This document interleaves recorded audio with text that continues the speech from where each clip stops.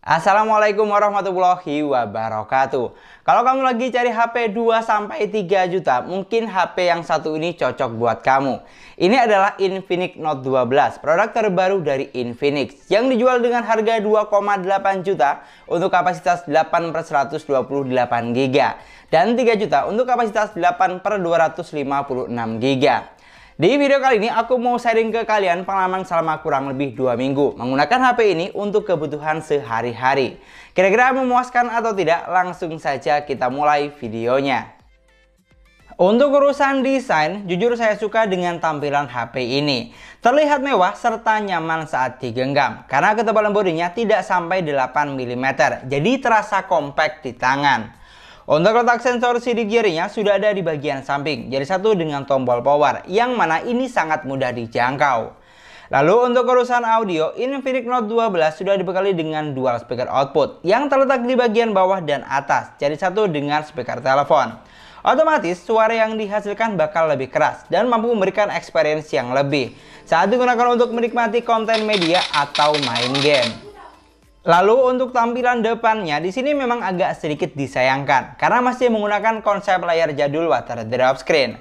Tapi untungnya untuk kualitas layar yang ditawarkan sudah bagus karena menggunakan panel layar AMOLED dengan resolusi Full HD+ 1080x2400 pixel. Jadi untuk saturasi warnanya jujur sudah sangat memuaskan, terlihat ngejreng dan tajam, ciri khas panel AMOLED. Digunakan untuk berbagai kebutuhan juga terasa nyaman, seperti scrolling sosmed, nonton film, bahkan buat main game. Dan karena sudah menggunakan panel AMOLED untuk AOD atau Always On Display, di sini juga sudah ada, walaupun hanya bisa aktif selama 10 detik. Di sini yang perlu kamu garis bawahi hanya satu, yaitu refresh rate layarnya yang hanya mentok di 60 Hz saja. Tapi yang jelas dari keseluruhan desainnya bisa dibilang Infinix Note 12 sudah paket lengkap. Looknya cakep, kualitas layarnya juga bagus dan sudah dilengkapi dengan dual speaker output. Kalau untuk masalah layar masih water drop screen, baliknya sih tergantung selera masing-masing saja. Sedangkan untuk spesifikasinya, unit yang saya pegang memiliki kapasitas 8/128 GB yang masih bisa ditambah dengan RAM virtual hingga maksimal 5 GB. Untuk kapasitas RAM-nya, HP ini termasuk unggul di kelas harganya. Karena kebanyakan merek lain hanya dibekali dengan kapasitas RAM sebesar 6 GB di rentan harga yang sama.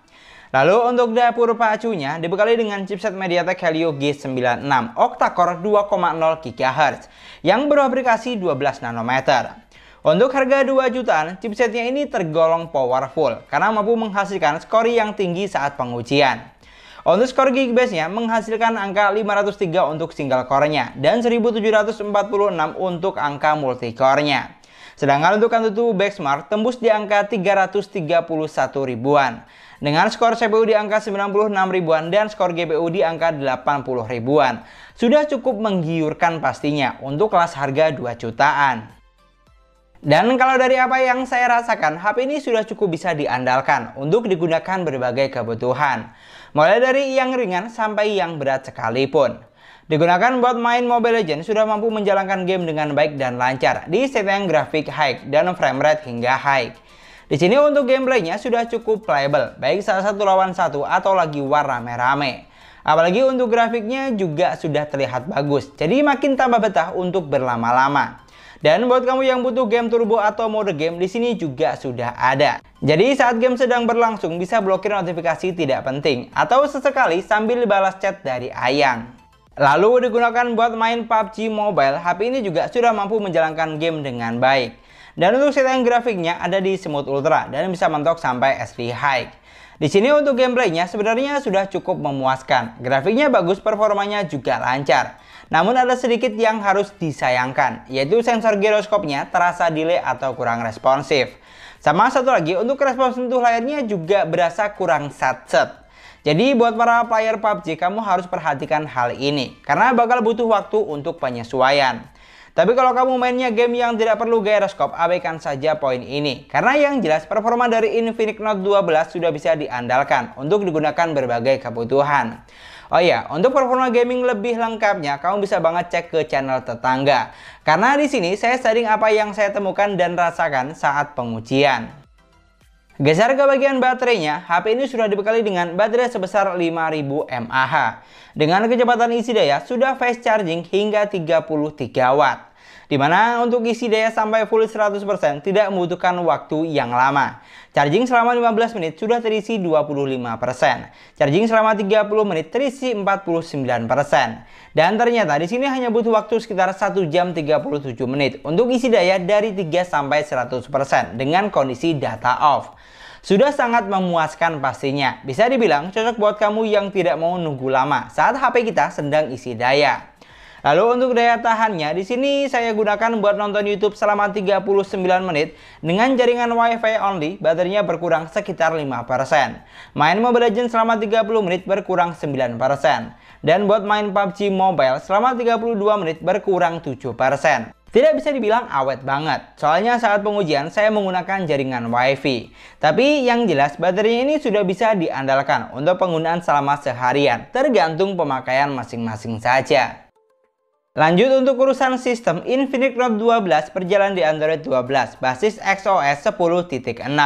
Sudah paling terbaru untuk saat ini. Di sini yang saya suka, UI-nya ini mampu memberikan experience yang menyenangkan dan bikin betah karena memiliki tampilan yang sangat menarik, simpel serta mudah dipahami. Dan tidak cukup sampai di situ, pilihan tampilan seperti tema wallpaper sampai font juga banyak karena di aplikasi tema bawaan. Jadi tidak bakal bosan pastinya. Kalau kamu bertanya masalah fitur yang disediakan, di sini sudah lengkap, hampir semua ada. Fitur penting seperti screenshot 3 jari, split screen, rekam layar, dan screen mirroring semua sudah ada. Pokoknya cocok banget ya buat kamu yang suka HP dengan segudang fitur. Mungkin di antara kalian banyak yang masih ragu karena untuk sistem update-nya tergolong jarang. Tapi kalau buat saya pribadi sih bukan masalah banget. Karena yang paling penting sistemnya berjalan dengan baik, stabil, dan optimal. Karena percuma saja kalau sering dapat update tapi tidak kompatibel dengan perangkatnya. Malah bikin banyak bug atau drama. Dan untuk poin yang terakhir kita akan bahas kameranya yang sudah dibekali dengan 50 megapiksel kamera utama, 2 megapiksel kamera bokeh plus 2 megapiksel lensa AI atau QVGA. Dan untuk kamera selfie-nya sebesar 16 megapiksel yang sudah dilengkapi dengan flash depan. Jadi sudah sangat bisa diandalkan untuk selfie kondisi minim cahaya. Lalu untuk fitur kamera yang ditawarkan di sini sudah cukup banyak, hampir semua ada. Tapi yang harus kamu ingat untuk perekaman videonya belum dilengkapi dengan ultra stabil video, baik kamera belakang maupun depan. Lalu kalau untuk hasil kameranya di sini sudah terlihat bagus, gambarnya tajam dan detailnya juga dapat. Untuk saturasi warna dan tingkat kecerahannya di sini juga cukup bagus, baik satu foto di indoor maupun outdoor. Walaupun memang untuk tipikal warna yang dihasilkan terlalu ngejreng atau over. Tapi untuk kelas 2 jutaan cukup oke lah, masih bisa diandalkan untuk berbagai kebutuhan. Lalu untuk foto menggunakan mode malam di sini juga sudah bagus karena gambarnya terlihat lebih terang dibandingkan menggunakan mode auto. Sedangkan untuk kamera selfie-nya di sini juga sudah cukup bagus karena dibekali dengan megapiksel kamera yang besar 16 megapiksel. Walaupun untuk saturasi warnanya sedikit terlalu putih menurut saya, tapi masih cukup oke di kelas harganya.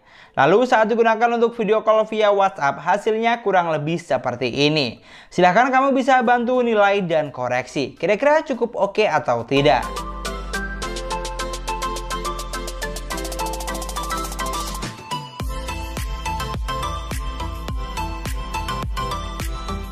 Dari semua poin yang sudah kita bahas, untuk kesimpulannya, menurutku HP ini sudah sangat menarik. Dengan harga 2 jutaan, kita sudah dapat desain yang cakep, layar bening, dan sudah dilengkapi dengan dual speaker output. Spesifikasi gahar, performanya pun juga lancar. Jadi buat pemakaian anak sekolah sudah oke, buat anak muda juga oke. Bahkan untuk kebutuhan kerja juga masih hayu. Di sini memang ada beberapa poin kekurangannya, seperti refresh rate layarnya hanya 60 Hz, belum dilengkapi dengan sensor NFC dan ultra stabil video. Tapi kalau buat saya sih bukan masalah, toh masih banyak kelebihan lainnya yang ditawarkan. Dan mungkin sekian dulu pembahasan kita kali ini. Terima kasih banyak buat yang sudah nonton videonya sampai akhir. Semoga videonya gampang dan mudah dipahami. Dan yang paling penting, semoga videonya bermanfaat. Jangan lupa like dan komen videonya. Kalau misalnya di antara kamu ada yang punya pendapat tentang Infinix Note 12, kamu bisa banget tulis di kolom komentar. Kita ketemu lagi di video selanjutnya. Assalamualaikum warahmatullahi wabarakatuh.